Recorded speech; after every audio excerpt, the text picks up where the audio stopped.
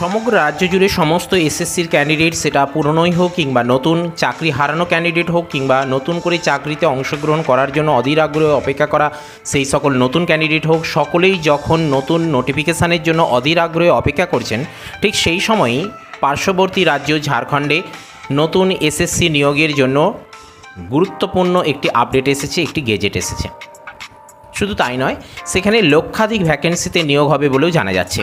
সবথেকে আকর্ষণীয় বিষয়, সবথেকে শুনেও আরাম লাগে, আনন্দ লাগে এই কারণেই যে আমাদের পার্শ্ববর্তী রাজ্য, যেখানে ঝাড়খণ্ডে এই সদ্য হয়ে গেল বিধানসভা নির্বাচন, তার ঠিক 3 থেকে 4 মাস পরেই এখানে নতুন নিয়োগের জন্য আপডেট এসে গিয়েছে।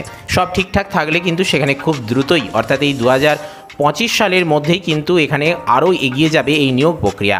কিন্তু আমাদের পশ্চিমবঙ্গে 31 তারিখ, যেখানে সুপ্রিম কোর্ট থেকে সময় বেঁধে দেওয়া হয়েছে নতুন নিয়োগের নোটিফিকেশান জারি করার জন্য, সেখানে এখনও পর্যন্ত কোনো রকম নিয়োগের নোটিফিকেশান পাবলিশ করা তো দূরের কথা, এখনও পর্যন্ত সে ব্যাপারে কোনো রকম আপডেট নেই, না এসএসসি বোর্ড থেকে, না মধ্যশিক্ষা পর্ষদ থেকে, না রাজ্য সরকারের পক্ষ থেকে।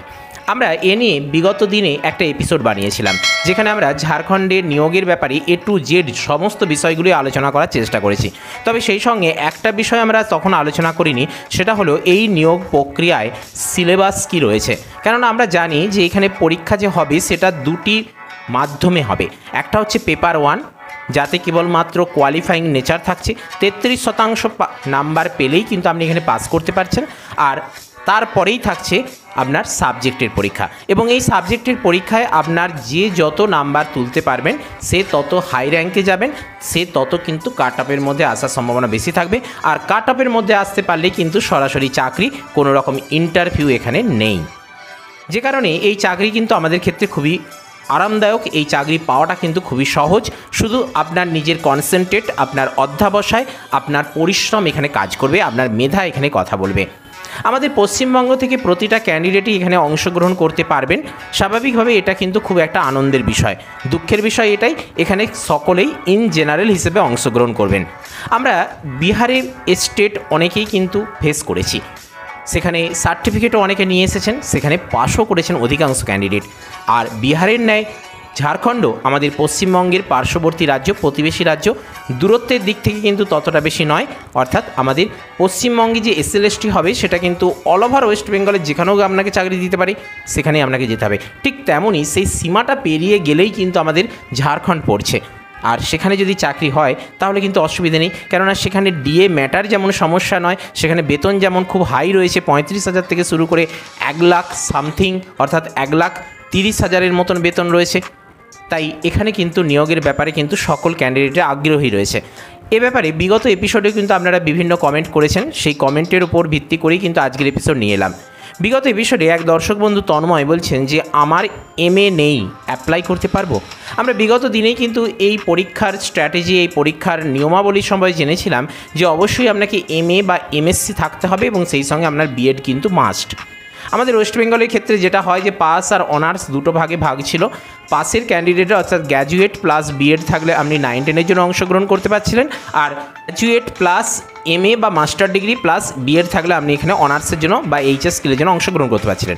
কিন্তু ঝাড়খণ্ডে নিয়মটা একটু অন্যরকম হয়েছে। এবারে নতুন নিয়মে কি হয়েছে, 9 to 12, অর্থাৎ এখানে সরাসরি কিন্তু যেহেতু 12 পর্যন্ত রয়েছে, দ্বাদশ শ্রেণী পর্যন্ত রয়েছে, তাই কোনোভাবেই এখানে কিন্তু গ্র্যাজুয়েট ক্যান্ডিডেটদেরকে অ্যালাউ করা হচ্ছে না। এখানে কিন্তু MA বা MSc বা এক কথায় মাস্টার ডিগ্রি আপনার থাকলে তবেই কিন্তু আপনি এখানে অংশগ্রহণ করতে পারবেন, এবং সেই সঙ্গে BEd তো আপনার মাস্ট। স্বাভাবিকভাবেই তন্ময়বাবু, আপনার যে MA নেই, দুঃখের বিষয়, আপনি কিন্তু এখানে অ্যাপ্লাই করতে পারবেন না। নেক্সট, নবগোপাল মাহাতো বলছেন যে বেঙ্গলি সাবজেক্ট হলে কোন ভাষায় এক্সাম দিতে হবে? আমরা কিন্তু আগেই বলেছি যে ঝাড়খণ্ডে পরীক্ষা মানেই কিন্তু সেটা হিন্দি আর ইংলিশ ভাষায় হবে। তবে সেটা কিন্তু পেপার 1-এর ক্ষেত্রে, অর্থাৎ পেপার 1-এর যে পরীক্ষাটা আপনারা দেবেন সেখানে কিন্তু হিন্দি আর ইংলিশ ভাষায় কিন্তু আপনাকে দিতে হবে। সেখানে জেনারেল নলেজ আছে, সেখানে কিন্তু আপনার ইংলিশ এবং হিন্দি ভাষায় পরীক্ষা আসবে। কিন্তু যেটা আপনি বলছেন যে বেঙ্গলি সাবজেক্ট আপনার বিষয় রয়েছে, তাহলে আপনি এক্সাম কি দেবেন? আপনার ওই যে পেপার 2 যেটা রয়েছে সাবজেক্টের, সেটা কিন্তু আপনার বেঙ্গলি ভাষায় দিতে পারবেন, বাংলা ভাষায় আপনি পরীক্ষা দিতে পারবেন। তবে হ্যাঁ, এক্ষেত্রে শর্ত একটাই রয়েছে, ফর্ম ফিল আপের সময় কিন্তু অবশ্যই আপনাকে আপনার সাবজেক্টের পাশাপাশি আপনাকে কিন্তু আপনার ল্যাঙ্গুয়েজটা চুজ করে নিতে হবে। অর্থাৎ আপনি যখন পেপার 1-এর পরীক্ষা দেবেন, সেখানেও যেমন আপনি এখানে হিন্দিতে দেবেন না ইংলিশে দেবেন, সেটাও যেমন আপনাকে চুজ করে নিতে হবে। ঠিক তেমনই আবার সাবজেক্টের পরীক্ষার ক্ষেত্রেও যদি আলাদা করে ফর্ম ফিল আপ হয়, তাহলেও কিন্তু সেই সময়েও আপনাকে আপনার ল্যাঙ্গুয়েজটা সিলেক্ট করে নিতে হবে, চুজ করে নিতে হবে। এখনও কিন্তু আমাদের কাছে পরিষ্কার নয় যে একটা ফর্ম ফিল আপ থেকেই দুটো পরীক্ষা দেওয়া যাবে কি না, কেননা এখানে পরীক্ষা একসঙ্গে হবে না, কেননা 200 নাম্বারের যেহেতু জেনারেল পেপার রয়েছে, পিটি রয়েছে বা পেপার 1 রয়েছে, তাই এখানে কিন্তু বিহারের ন্যায় এখানেও আপনাকে পেপার 1-এর জন্য আলাদা করে ফর্ম ফিল আপ করতে হবে, তাতে পাস করতে পারলে তারপরে কিন্তু পেপার 2-এর জন্য আপনাকে আবার আলাদা করে ফর্ম ফিল আপ করতে হবে, আর তখনই কিন্তু আপনাকে ল্যাঙ্গুয়েজটা সিলেক্ট করতে হবে। আশা করি নবগোপাল মাহাতো বাবু আপনাকে বিষয়টা ক্লিয়ারলি বুঝাতে পারলাম। কমেন্ট করার জন্য আপনাকে অসংখ্য ধন্যবাদ, এইভাবে আমাদের সাথে থাকবেন। নেক্সট ঝুমা খাতুন বলছেন, ঝুমা দেবী বলছেন যে আরবিক আছে, অর্থাৎ এখানে আমরা কিন্তু বিগত এপিসোডে বলেছি যে এখানে অনেকগুলো সাবজেক্টের ওপর, অর্থাৎ 34টা সাবজেক্টের ওপর কিন্তু এখানে শিক্ষক নিয়োগ করা হচ্ছে, এবং সেই 34টা বিষয়ের মধ্যে বাংলা, ইংরেজি, হিন্দি যেমন রয়েছে, ঠিক তেমনই আবার সংস্কৃত, গণিত, ইতিহাস, ভূগোল, দর্শন সমস্ত কিছু রয়েছে। আবার একইভাবে উর্দু ভাষাও রয়েছে, উর্দু ল্যাঙ্গুয়েজ হিসেবেও কিন্তু সেখানে সাবজেক্ট থাকছে। অবশ্যই আপনি কিন্তু এখানে অংশগ্রহণ করতে পারবেন। নেক্সট হিস্ট্রি কী ভাষায় হবে স্যার, রাজীববাবু বলছেন। রাজীববাবু আপনাকে অসংখ্য ধন্যবাদ জানাই। তবে এক্ষেত্রে আপনাকে একজন রিপ্লাই করেছেন অচিন্ত মণ্ডল বলে, যিনি বলছেন হিস্ট্রিতে কিন্তু হিন্দি এবং ইংলিশ ভাষায় কিন্তু আপনাকে পরীক্ষা দিতে হবে, হয় হিন্দি নয় ইংলিশ। আপনাকে কিন্তু সাবজেক্টের পরীক্ষার জন্য ফর্ম ফিল আপের সময় আপনাকে সিলেক্ট করে নিতে হবে। হিস্ট্রি কিন্তু আপনি বাংলায় পরীক্ষা দিতে পারবেন না, এখানে কিন্তু আপনাকে হিন্দি কিংবা ইংলিশে কিন্তু আপনাকে পরীক্ষা দিতে হবে। এই অচিন্ত মণ্ডল বাবুর সঙ্গে আমিও একমত, এবং এক্ষেত্রে আপনাকেও ধন্যবাদ জানাই, এবং সেই সঙ্গে রিপ্লাই করার জন্য অচিন্ত মণ্ডল বাবুকেও কিন্তু আমি ধন্যবাদ জানাই। বেশ, এবারে চলুন আমরা আমাদের সিলেবাসটা একটু ভালোভাবে দেখে নিই। এই ঝাড়খণ্ডে পরীক্ষার ক্ষেত্রে কোন সিলেবাসে পরীক্ষা হবে। তবে তার আগে কিন্তু যেহেতু আমাদের কাছে সবথেকে কাছের যে বিষয়টা রয়েছে 31শে মে, সেটা তো আমাদের ভুললে চলবে না। এই ঝাড়খণ্ডে এসে গেছে বলে ঝাড়খণ্ডের কথা ভেবে আমাদের এই এসএলএসটির কথা ভাবলে চলবে না, কেননা এসএলএসটি আমাদের একদম হাতের পায়রা ছেড়ে তো আমরা অন্য কোথাও যাব, নিশ্চয়ই যাব। তবে 31শে মে যে লাস্ট তারিখ ঘোষণা করা হয়েছে, সে ব্যাপারে আমাদের রাজ্যের বর্তমান অবস্থানটা কি সেটা একটু আমরা জেনে নেওয়ার চেষ্টা করি। আসুন, এখনও পর্যন্ত 31শে মে বাকি রয়েছে এক সপ্তাহ। এখনও পর্যন্ত রাজ্য সরকার থেকে শুরু করে এসএসসি থেকে শুরু করে মধ্যশিক্ষা পর্ষদ কেউই কিছু বলছে না, তারা সকলে মুখে ক্লু পেটে রয়েছেন। কিন্তু কিছু তথ্য উঠে আসছে। একটা পেপার কাটিং থেকে তথ্য আমরা পেয়েছি, যেখানে বলা হচ্ছে যে সুপ্রিম রায় নিয়ে গুচ্ছ প্রশ্ন, রিভিউ পিটিশন পর্ষদেরও। মধ্যশিক্ষা পর্ষদ রাজ্য সরকার ছিল, এখন এবারে এসএসসি পর্ষদেরও। কি বলা হচ্ছে সেটা একটু আমরা এখানে বোঝার চেষ্টা করব। কি বলা হচ্ছে একটু শুনুন, তাহলে বিষয়টা আশা করি ক্লিয়ারলি বুঝতে পারবেন। গুরুত্বপূর্ণ আপডেট। আমরা সকলেই রিভিউ পিটিশন নিয়ে মাতামাতি করছি, কিন্তু রিভিউ পিটিশন বর্তমানে কোন জায়গায় রয়েছে, কী কী দিকগুলোকে রিভিউ পিটিশনের মাধ্যমে ফোকাস করা হচ্ছে, কী কী ফোকাস করতে চাইছে, সেটা কিন্তু একটু জানা দরকার। সেই জন্যই আজকের এই বিষয়টা একটু ইম্পর্টেন্ট বলে মনে করেছি, সেটাই আজ আমরা আপনাদের সামনে উপস্থাপন করার চেষ্টা করছি। এবং তারপরেই কিন্তু আমরা আবারও ঝাড়খণ্ডের এসএসসির ব্যাপারে বা জেএসএসসির ব্যাপারে সিলেবাসটা নিয়ে একটু বিস্তারিত আলোচনা করব। কি বলা হচ্ছে এখানে একটু জেনে নিই। 2016 সালের প্যানেল বাতিলে চাকরিহারা যোগ্য শিক্ষক শিক্ষিকারা বিকাশ ভবনের সামনে আন্দোলনের ঝাঁজ রোজই বাড়িয়ে চলেছেন। এটা আমাদের জানা কথা, কোনো অসুবিধা নেই। আমরা রেডিও থেকে শুরু করে টিভি চ্যানেলের সমস্ত জায়গায় একই কথা বলছে। সেই সময়েই চাকরিহারা যোগ্য শিক্ষক ও শিক্ষাকর্মীদের জন্য সুপ্রিম কোর্টে মধ্যশিক্ষা পর্ষদের রিভিউ পিটিশনের খবর সামনে এলো। রাজ্য সরকার এবং স্কুল সার্ভিস কমিশনের মতোই পর্ষদও শীর্ষ আদালতে 3রা এপ্রিলের রায়ের 1 মাসের মধ্যেই রিভিউ পিটিশন দাখিল করেছে। বেশ, তারপরে যেটা বলা হয়েছে যে পর্ষদের দায়ের করা রিভিউ পিটিশনে বলা হয়েছে সর্বোচ্চ আদালত যোগ্য শিক্ষক শিক্ষিকাদের ক্ষেত্রে তাও আপাতত কিছুটা সরাহত শুনিয়েছে। অর্থাৎ চলতি বছরের 31শে ডিসেম্বর পর্যন্ত তারা চাকরি করতে পারবেন, কিন্তু তথাকথিত যোগ্য গ্রুপ সি এবং গ্রুপ ডি কর্মীরা পুরোপুরি চাকরিচ্যুত হয়েছেন। ওই কর্মীরাও স্কুল পরিচালনায় যে সমান গুরুত্বপূর্ণ সেটা বুঝতে শীর্ষ আদালত ব্যর্থ হয়েছে বলে দাবি করা হয়েছে পর্ষদের রিভিউ পিটিশনে। কি বলা হচ্ছে দেখুন, আরেকবার বলছি, ওই কর্মচারীরাও অর্থাৎ গ্রুপ সি গ্রুপ ডির কর্মচারীরাও স্কুল পরিচালনায় যে সমান গুরুত্বপূর্ণ সেটা বুঝতে শীর্ষ আদালত ব্যর্থ হয়েছে বলে দাবি করা হয়েছে পর্ষদের রিভিউ পিটিশনে। কীরকম ব্যাপারটা বলা হচ্ছে দেখুন, যে সুপ্রিম কোর্ট নাকি এই ব্যাপারটা বা তাদের গুরুত্বটা বুঝতে ব্যর্থ হয়েছেন। জানি না, যেটা বলা হচ্ছে সেটাই বলছি। পর্ষদের আরও দাবি, আদালতের নির্দেশেই কেন্দ্রীয় তদন্তকারী সংস্থা সিবিআই স্কুলে স্কুলে শিক্ষক ও শিক্ষাকর্মী নিয়োগের বিষয়ে তদন্ত করেছিল। সেই সিবিআইও আদালতে জানায়, প্রামাণ্য তথ্য ও নথিপত্রের ভিত্তিতে টেন্টেড এবং আনটেন্টেড শিক্ষক ও শিক্ষাকর্মী বাছাই করা সম্ভব। কিন্তু কেন্দ্রীয় তদন্তকারী সংস্থার সেই বক্তব্য বিচারপতিদের কাছে কোনো গুরুত্ব পায়নি। যোগ্য ও অযোগ্য নির্বিশেষে সবারই চাকরি বাতিল করা হয়েছে। দেখুন কীরকম ব্যাপারটা বলা হচ্ছে দেখুন, পর্ষদের তরফে রিভিউ পিটিশনে আরও দাবি করা হয়েছে, শিক্ষক ও শিক্ষাকর্মীদের রেকমেন্ডেশন লেটার ইস্যু করা সংক্রান্ত গরমিলের অভিযোগের প্রকৃত কারণ এবং তার ব্যাখ্যা পর্যন্ত শীর্ষ আদালত শুনতে চায়নি। অর্থাৎ শীর্ষ আদালতের বিরুদ্ধেও ঠিক একইভাবে হাইকোর্টের ন্যায় হাইকোর্টের বিরুদ্ধে যেভাবে অভিযোগ করা হয়েছিল শীর্ষ আদালতে প্রধান বিচারপতির সামনে, সেটা ডিওয়াই চন্দ্রচূড়ের কাছেও আমরা দেখেছি, সঞ্জীব খান্না মহাশয়ের কাছেও দেখেছি, ঠিক একইভাবে কিন্তু রিভিউ পিটিশনের ক্ষেত্রেও সেই শীর্ষ আদালতের বিরুদ্ধে বিভিন্ন রকম অভিযোগ আনা হচ্ছে। সেখানে বলা হচ্ছে কখনো যে গুরুত্ব হারিয়েছে, তাদের গুরুত্ব বুঝতে শীর্ষ আদালত ব্যর্থ হয়েছে, কখনো বলা হচ্ছে যে তাদের কথা শুনতে চাওয়া হয়নি, বিভিন্ন রকম অভিযোগ। আরও কি বলা হচ্ছে একটু জেনে নিই। বিষয়টা বিশদে শুনলে নিয়োগপত্র ইস্যু নিয়ে গরমিল সংক্রান্ত অভিযোগের মধ্যেই যে ত্রুটি রয়েছে সেটা বোঝা সম্ভব হতো। প্রসঙ্গত, রাজ্য এবং এসএসসির তরফে রিভিউ পিটিশন দায়ের করার কথা থাকলেও মডিফিকেশন অ্যাপ্লিকেশনের পরে পর্ষদের আর সেই দায় ছিল না। উল্লেখ্য, শীর্ষ আদালতেরও 3রা এপ্রিল রায় পূর্ববর্তী একাধিক রায়ে নির্ধারিত অবস্থান থেকে সরে দেওয়ার বলে এসএসসি রিভিউ পিটিশন দাবি করা হয়েছিল। তাতে বলা হয়েছিল, কোনো নিয়োগ পরীক্ষায় পদ্ধতিগতভাবে আপোস হয়েছে বলে নিশ্চিত হওয়া সম্ভব হলে তখনই গোটা পরীক্ষা বাতিলের সুযোগ থাকে, অন্যথায় নয়। কিন্তু এক্ষেত্রে সুপ্রিম কোর্টের একই বেঞ্চে 3রা এপ্রিল রায়ের পরে মধ্যশিক্ষা পর্ষদের মডিফিকেশন অ্যাপ্লিকেশন 17ই এপ্রিল যে নির্দেশ দিয়েছে সেটাই প্রমাণ করে দিচ্ছে টেন্টেড এবং আনটেন্টেড পৃথক করা সম্ভব। তাহলে পুরো নিয়োগ পরীক্ষা এবং সম্পূর্ণ প্যানেল বাতিলের সিদ্ধান্ত কী করে ঠিক হতে পারে? প্রসঙ্গত, 3রা এপ্রিল রায়ে সুপ্রিম কোর্ট নিজেই জানিয়েছিল, পুরো নিয়োগ বাতিল করতে হলে স্বচ্ছ তদন্তে প্রাপ্ত পর্যাপ্ত তথ্য প্রমাণের প্রয়োজন। পর্ষদের রিভিউ পিটিশনের অর্থ সরকারের যোগ্যদের জন্য কোনো সুযোগই ছাড়তে চায় না। তাহলে কি বুঝলেন ব্যাপারটা? যে বারবারই রাজ্য সরকার একটা কথাই বলছেন যে যোগ্য অযোগ্য, টেন্টেড আনটেন্টেড এগুলো পৃথক করা সম্ভব। সেটা আমরা হাইকোর্টের সিঙ্গেল বেঞ্চ থেকে শুরু করে হাইকোর্টের ডিভিশন বেঞ্চ, তারপর একাধিকবার শীর্ষ আদালতও সে একই কথা বলতে শুনছি, কিন্তু সেটা আদৌ সম্ভব নয়, সেটা কিন্তু সুপ্রিম কোর্ট পরিষ্কার বুঝে গিয়েছেন। আর সেই বুঝে গিয়েছেন বলেই কিন্তু তারা শেষ পর্যন্ত এমন চূড়ান্ত সিদ্ধান্ত নিয়েছেন। এখন এসবই কিছু আসে যায় না, এরকম একাধিক অভিযোগ, একাধিক আর্জি, একাধিক অনুরোধ সুপ্রিম কোর্টের কাছে রাখা হবে, কিন্তু সুপ্রিম কোর্টের যে ফাইনাল জাজমেন্ট, ফাইনাল আউটকাম রয়েছে সেটার কিন্তু অন্যথা হবে না। আমাদেরকে সমস্ত বিষয় অবগত থাকতে হবে, জানতে হবে যে কী পরিস্থিতি ঘটছে, কিন্তু একটা দিকেই তাকিয়ে থাকতে হবে, সেটা হলো 31শে মে, আর সেখানে রয়েছে 31শে ডিসেম্বর। এখন 31শে মে সামনে রয়েছে, তার মধ্যে কি হয় সেটাই এখন দেখার।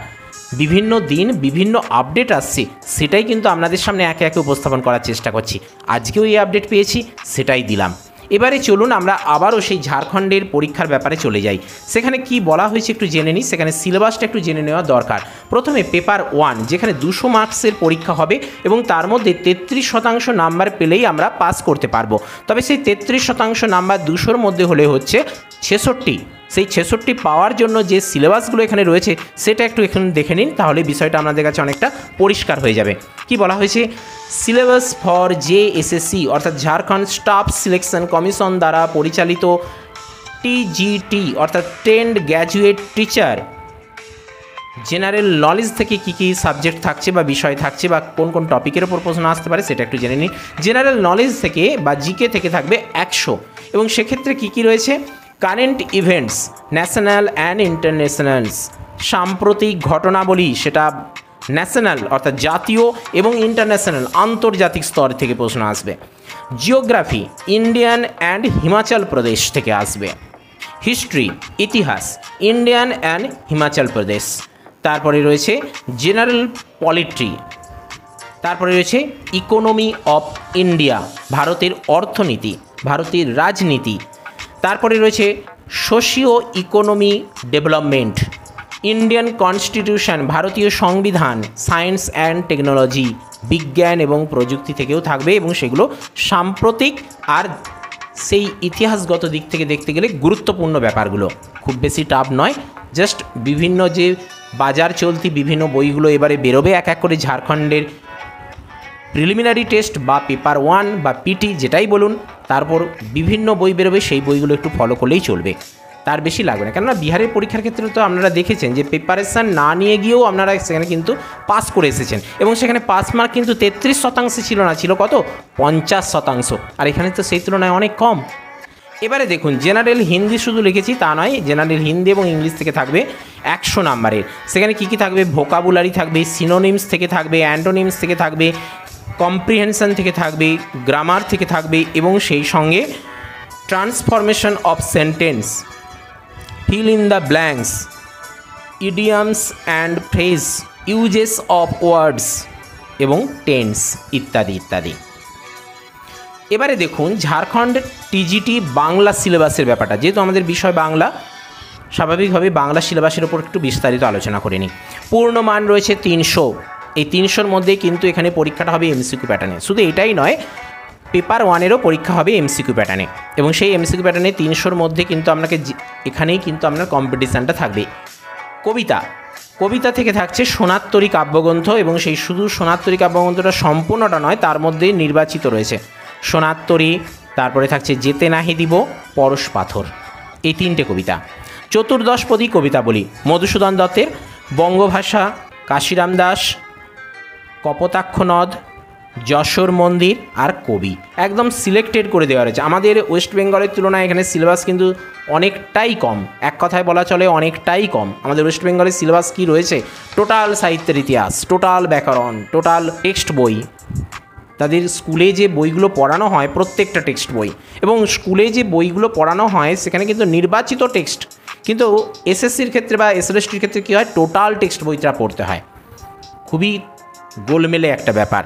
সেই তুলনায় ঝাড়খণ্ডে দেখুন সিলেক্টেড করে দেওয়া রয়েছে। নাটক থেকে যেটা রয়েছে চন্দ্রগুপ্ত নাটক জেন্দ্রলাল রায়ের, অচলায়তন রবীন্দ্রনাথ ঠাকুরের অচলায়তন, উপন্যাস থেকে রয়েছে একটি উপন্যাস শরৎচন্দ্রের দেনা পাওনা, ছোট গল্প থেকে রয়েছে প্রভাত কুমার মুখোপাধ্যায়ের নির্বাচিত কতকগুলি ছোট গল্প, যার মধ্যে রয়েছে দেবী, কাশীবাসিনী, প্রণয় পরিণাম, ফুলের মূল্য, রসময়ীর রসিকতা এবং মার্তিহীন, ব্যাস এই কটাই। আর প্রবন্ধের দিক থেকে রয়েছে মুচিরামগুড়ের জীবনচরিত, বঙ্কিমচন্দ্র চট্টোপাধ্যায়ের নকশা জাতীয় রচনা, দর্পনারায়ণ প্রতিদ্বন্দ্বী ছদ্মনামে তিনি লিখছেন বিশ্বদেব খোসনবিশ ইত্যাদি ইত্যাদি ব্যাপার।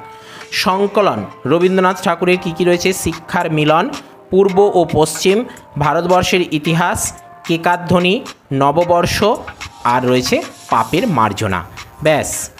ব্যাকরণ থেকে কী কী রয়েছে, ভাব সম্প্রসারণ, বোধ পরীক্ষণ, বাগধারা, সাধু ও চলিত, সন্ধি, কারক, সমাস, বিপরীতার্থক শব্দ, পদ পরিবর্তন আর সমচ্চারিত ভিন্নার্থক শব্দ, ব্যাস এই কটাই।